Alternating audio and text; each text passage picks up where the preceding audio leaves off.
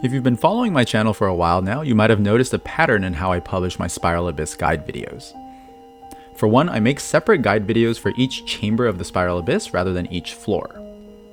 And two, I always publish the videos for chamber 12-3 first and work my way down to the lower chambers. I do these things very deliberately, and the reason I structure my videos this way is directly related to what I'm going to talk about in this video. The first and most important thing to realize is that the stars you earn for a chamber are permanent for that season, independent of how you do in other runs or other chambers. To clarify what I mean, let's say for example in one run of floor 12 you earn 2 stars on chamber 1, 3 stars on chamber 2, and 1 star on chamber 3.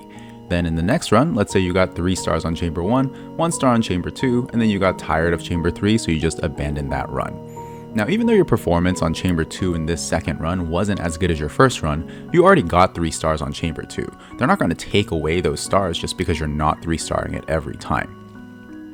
Also, just because you didn't finish that second run, it doesn't mean you lose that 3-star clear on Chamber 1. It still counts. As soon as you 3-star a chamber, those stars are there to stay for the rest of that season. The next key thing to realize is that a team comp that performs well in one chamber isn't necessarily guaranteed to be effective in other chambers. Floor 12 in version 3.3 is a really good example of this. On the second half of 12-2, you have to fight the Golden Wolf Lord, who requires you to have really good single target DPS. But on 12-3, you suddenly have to fight 15 enemies in waves of 3 to 6 at a time, so if you go in with a team that primarily deals single target damage, it's going to take way too long to clear. Instead, it's better to use a team with strong AoE damage on 12-3. Now that I've kind of laid down the groundwork, you can probably already see where I'm going with this. My tip is to approach the Spiral Abyss one chamber at a time, rather than trying to take on the entire floor at once. And this means 2 things. Picking out a team comp that gives you the best shot at 3-starring that specific chamber, and recharging your bursts before you clear the previous chamber.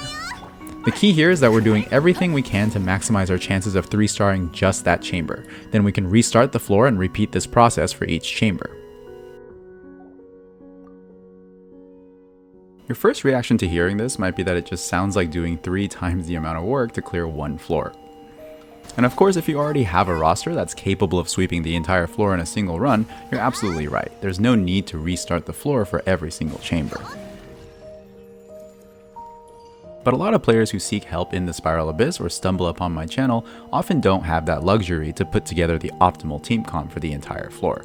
Ultimately, this tip is catered more towards those players who only have maybe 2 or 3 team comps built and are trying to squeeze out as many stars as possible. Even though you might not have those perfect teams for clearing the entire floor in a single run, by being strategic about which teams you use for each chamber, you can still earn all 9 stars. As a counterpoint to whether this approach actually takes more time, I often see players who save their progress on Chamber 3, even though their team isn't optimized for that chamber and some of their bursts aren't charged up. They'll retry Chamber 3 maybe 5, 10, 20 times with this setup before finally accepting that they probably can't 3-star it on this run and have to restart anyway. In this situation, it may have been better just to cut our losses early, recognizing that this setup just isn't ideal for Chamber 3. Even if we have to start over with a different team, it might actually save us time compared to retrying a bunch of times with a suboptimal team and setup. This Melt Rosaria team, for example, is a much better choice for dealing with these Rift Hounds. It has great AoE damage, which is ideal for dealing with multiple enemies, and it has a really strong healer in the form of Bennett for countering the corrosion effect.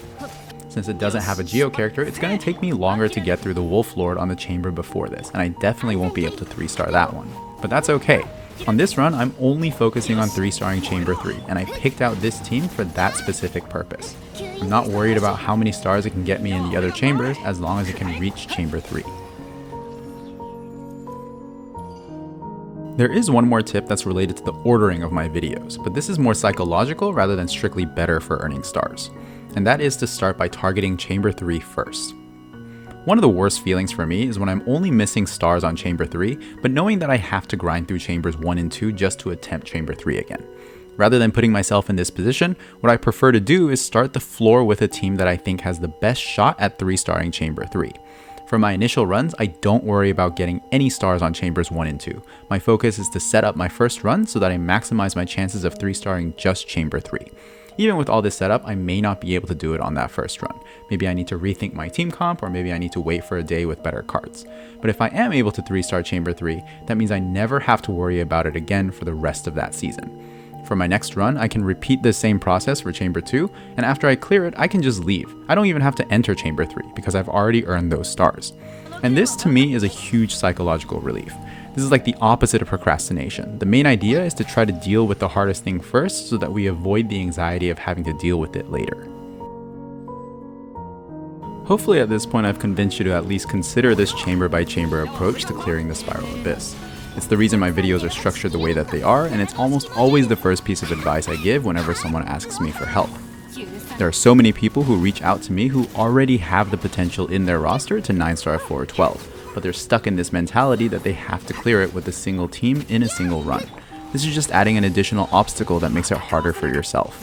If you allow yourself the flexibility and the patience to cater your teams to each chamber, you'll find that you have a much smoother experience in earning those stars. I hope this was helpful, or at the very least informative, and as always, thank you so much for watching.